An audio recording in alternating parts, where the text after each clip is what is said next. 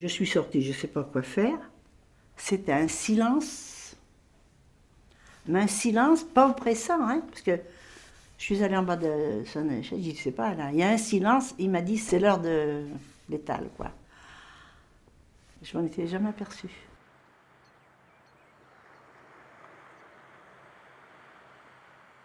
J'ai entendu comme des gens, je pense qu'ils devaient frapper dans les autres portes. Et après j'ai entendu les voisins crier dehors, ça m'a impressionné, quoi, ça m'a fait peur.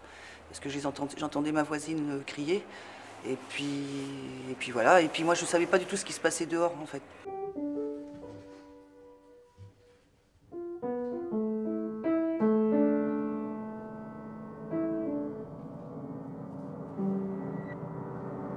Bonjour, vous allez entendre un message d'alerte de la mairie de l'île d'Aix. Pour votre sécurité, regagnez votre domicile au plus tard à 22 h et n'en sortez pas avant le lendemain.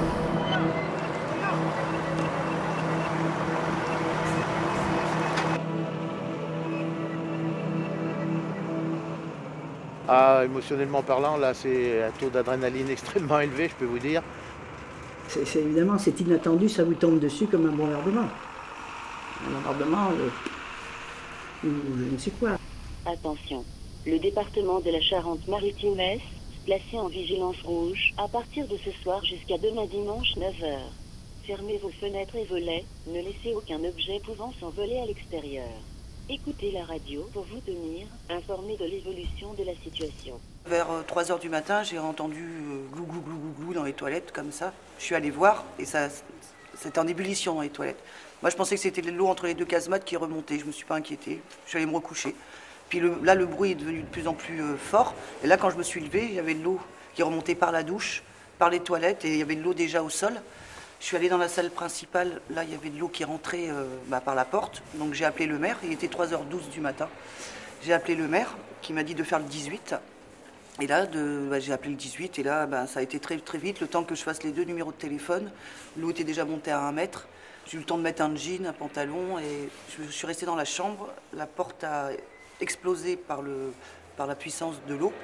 Et là, ça a charrié plein de bordel chez moi. Ça a fait un bruit énorme, l'électricité s'est coupée. Tout s'est coupé et là, je suis restée dans la chambre avec 1,60 m d'eau.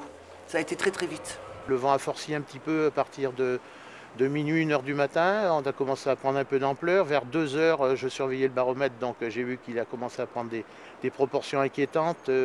Jusqu'à 3 h, lorsque je suis parti, il devait être à 840 millibars, ce qui était quand même assez bas. Et là, l'eau a monté tout d'un coup, vraiment.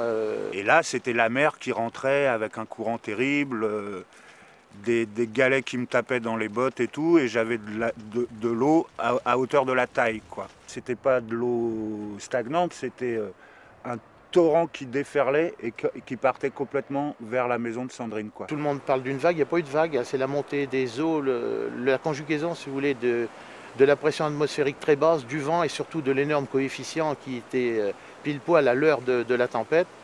Ça a fait une surcote qui devait être annoncée de 0,60 et finalement est montée à plus d'1,50 m au-dessus du niveau prévu, quoi. Donc moi, je suis monté sur le toit des casemates et là, j'ai aperçu la lumière de son téléphone portable. Et parce que je ne l'entendais pas, elle me criait dessus, mais moi je n'entendais pas, quoi. Donc là, une fois que je l'ai vue, elle tenait son chat dans un bras et son téléphone portable dans l'autre, elle était coincée dans sa chambre, mais je savais que c'était bon, quoi, qu'on allait la sortir. On voit bien qu'il y a une différence de hauteur d'eau entre la pièce principale là et l'autre, parce que toute la mer rentrait dans cette pièce-là.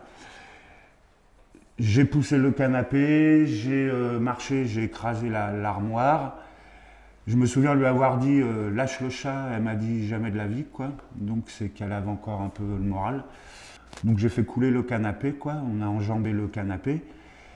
Le courant, on était contre le courant, donc je me rappelle quand même que c'était un peu violent, quoi. Et je l'ai ressorti dehors et je l'ai fait grimper sur le petit muret, la mettre à l'abri, au sec, avec son chat. Et après, je suis remonté sur le toit pour récupérer les voisins, quoi.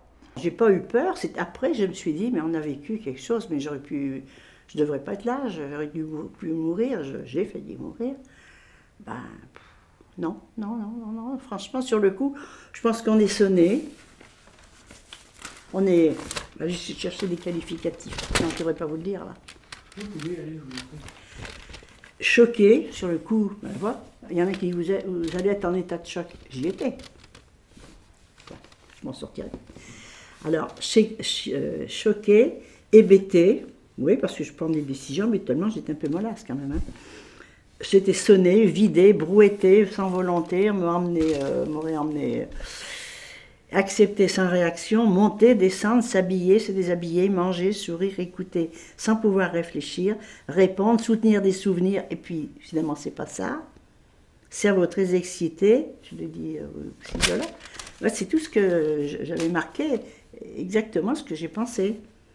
Mais c'est un sentiment qui est un peu bizarre, quoi. On se sent vide, en fait.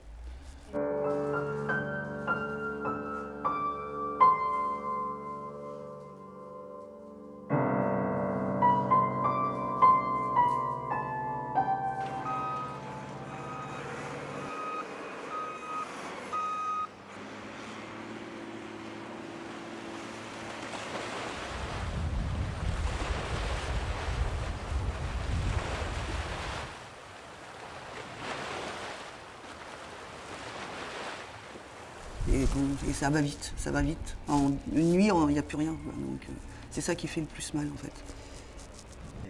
Et puis tout est sous Tivoli, c'est là, dans le fond, que ça me fait quelque chose. C'est pas un viol, vous savez, de toutes ces affaires, même assez intimes, des petites choses.